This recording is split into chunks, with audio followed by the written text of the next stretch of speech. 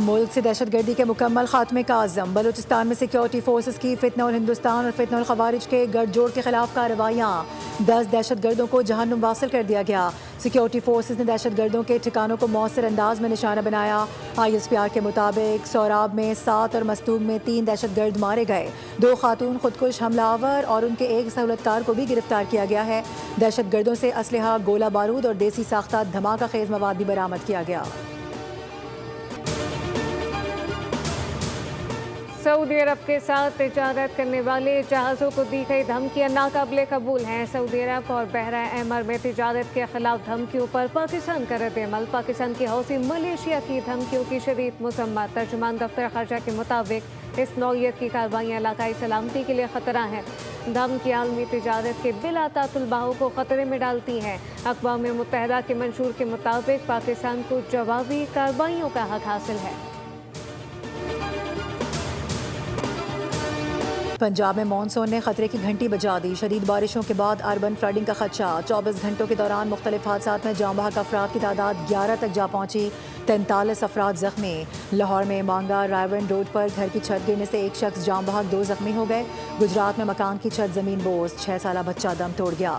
سیالکوٹ میں مکان کی چھت گرنے سے 3 افراد زخمی ہوئے۔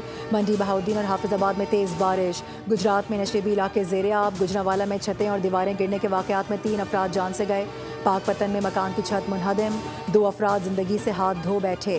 ساہیوال اور جھنگ میں بھی چھت گرنے سے خاتون اور مرد جان کی بازی ہار گئے۔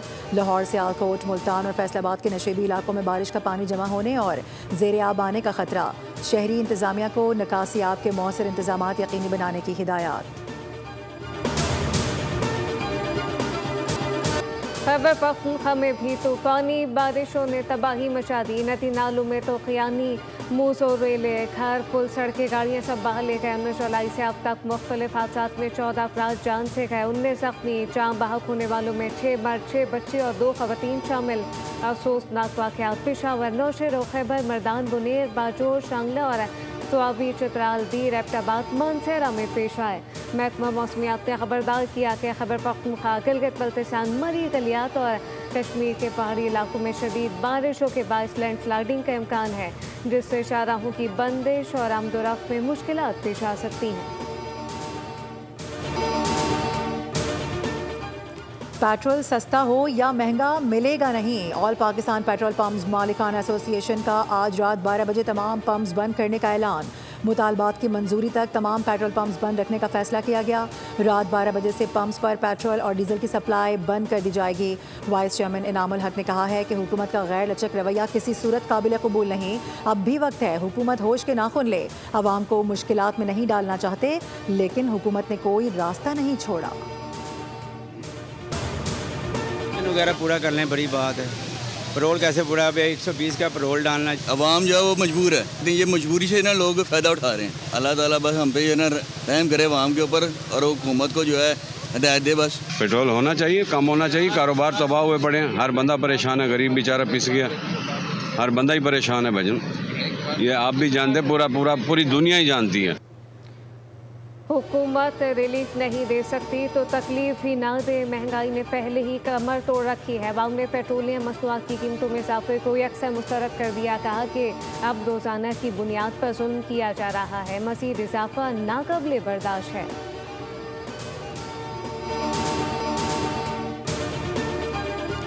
ہم تو بات چیت کے لیے تیار ہیں، ایران سنجیدہ نہیں۔ ایران کو آبنائے ہرمز پر کنٹرول کی اجازت نہیں دی جا سکتی۔ امریکی وزیر خارجہ مارکو روبیو کی منیلا میں میڈیا سے گفتگو، کہا کہ آبنائے ہرمز میں تجارتی جہازوں کو نشانہ بنایا گیا، وعدوں کی پاسداری ضروری ہو چکی ہے، ایران بڑی مشکل میں ہے۔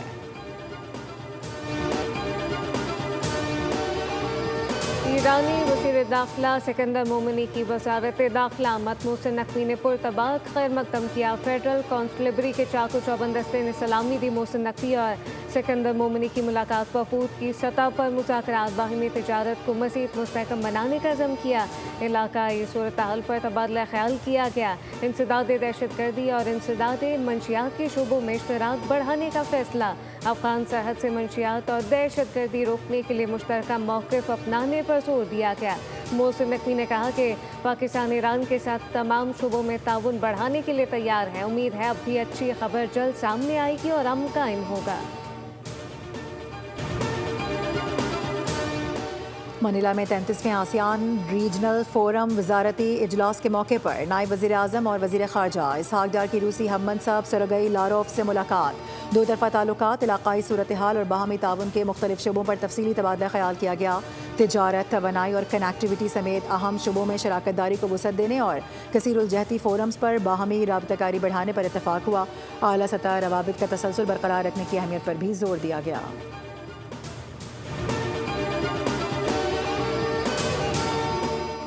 وزیر خزانہ محمد اورنگزیب کی امریکی وزیر خزانہ اسکاٹ بیسنٹ سے ملاقات. پاکستان کے زر مبادلہ کے ذخائر میں بہتری، امریکی سرمایہ کاری میں اضافے اور معاشی تعاون کے فروغ پر بات چیت ہوئی. وزیر خزانہ نے کہا کہ بین الاقوامی سرمایہ مارکیٹوں تک رسائی کے لیے مدد کے خواہاں ہیں. میکرو اکنامک استحکام اور برآمدات پر مبنی گروتھ سے آگاہ کیا. دونوں ممالک نے اقتصادی شراکت داری مضبوط بنانے اور امریکی سرمایہ کاری بڑھانے کے عزم کا اعادہ کیا. وزیر خزانہ نے U S development finance corporation کے باکس سے ملاقات کی. توانائی، آئی ٹی، زراعت اور معدنیات میں تعاون کی خواہش ظاہر کی.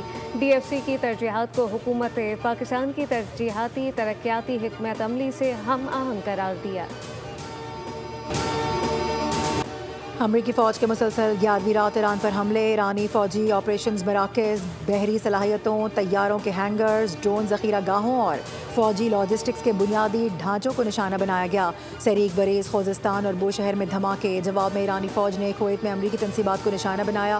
ریڈار کمپلیکس اور بوبیان میں ریڈار سسٹم پر حملہ. کیمپ دوحہ کو ڈرون سے نشانہ بنایا گیا. We will absolutely attack. The new site that they're talking about. I mean, how about these people? They're in this because of nuclear weapons, and they're trying to possibly reconstitute a site. We'll hit that site. Any site where they're even thinking about nuclear, we'll be hitting it very, very powerfully. امریکی صدر Trump کی ایک بار پھر ایرانی ایٹمی مرکز پر حملے کی دھمکی. کہا کہ نتنز پر حملہ جلد ہوگا. اوباما کا معاہدہ برقرار رہتا تو ایران ایٹمی ہتھیار بنا چکا ہوتا. اسرائیل سمیت کئی ملک مٹ چکے ہوتے.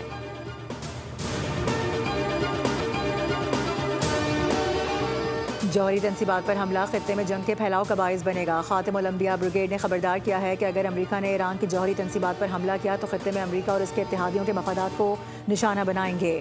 خطے میں امریکہ کے لیے کوئی جگہ باقی نہیں رہی. امریکی فوج مزید نقصانات سے بچنا چاہتی ہے تو خطے سے نکل جائے.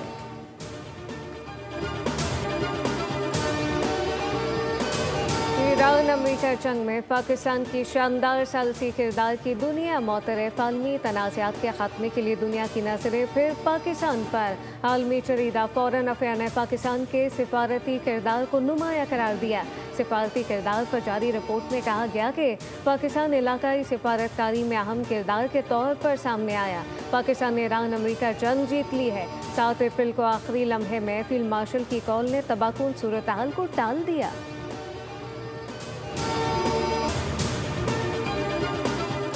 عالمی منڈی میں خام تیل کی قیمتوں میں اضافہ ریکارڈ کیا گیا. WTI کروڈ آئل کی قیمت $85 فی بیرل سے تجاوز کر گئی. برینٹ کروڈ آئل کی قیمت $92 فی بیرل ہو گئی. ادھر پاکستان اسٹاک مارکیٹ میں مندی کا رجحان. 100 انڈیکس میں 1900 سے زائد پوائنٹس کی کمی ریکارڈ کی گئی. انڈیکس 1,74,000 کی سطح پر ٹریڈ.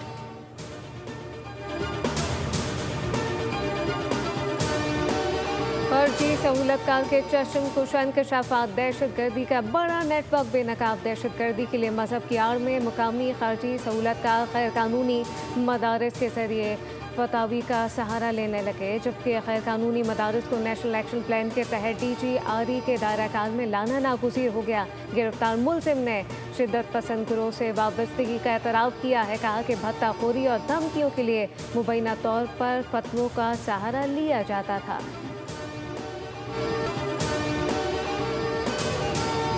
بھارت میں نوجوانوں کے احتجاج پر کشیدگی میں اضافہ. امتحانی بے ضابطگیوں کے خلاف احتجاجی تحریک مزید زور پکڑنے لگی. احتجاجی دھرنے کے بعد مختلف شہروں میں صورتحال کشیدہ. احتجاج سے نمٹنے کے حکومتی اقدامات پر تنقید میں بھی اضافہ. نوجوانوں کی احتجاجی تحریک نے مودی کے لیے نیا چیلنج کھڑا کر دیا. احتجاجی مظاہروں کے بعد حکومتی پالیسیز پر سوالات اٹھنے لگے. कॉकरोच जनता पार्टी का मोदी हुकूमत को दो टोक पैगाम। वज़ीर तालीम धर्मेंद्र प्रधान के इस्तीफे तक एहतजाज जारी रखने का ऐलान किया। नाकाम तालीमी पॉलिसियों पर वज़ीर तालीम और मोदी दोनों के इस्तीफे का मुतालबा किया गया। मोदी सरकार की पुरअमन एहतजाज रोकने की कोशिशें, पुलिस और मुजाहरीन में झड़पें। दिल्ली पुलिस ने मुजाहरीन पर शेलिंग और वहशियाना लाठी चार्ज का इस्तेमाल किया। कराची के इलाके डिफेंस में तेज़ रफ्तार डबल केबिन, फूल बेचने वालों पर चढ़ दौड़ा। बाप जाम बहक, बेटा जख्मी। गाड़ी का ड्राइवर जख्मी बच्चे और जाम बहक शख्स को अस्पताल पहुंचाकर मौके से फरार। पुलिस के मुताबिक खादिम कोरंगी के इलाके नासिर जमकर रिहायशी था और डिफेंस के सिग्नल्स पर फूल फरोख्त करके घर का खर्च चलाता था। गाड़ी पर रजिस्ट्रेशन नंबर प्लेट भी मौजूद नहीं थी। मुलजिम और गाड़ी की तलाश जारी।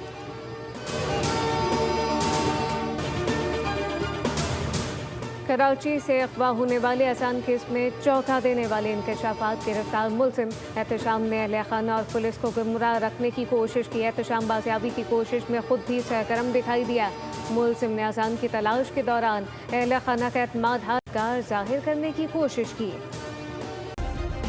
सब्सक्राइब करें और बेल दबाएं ताकि कोई खबर रह न जाए।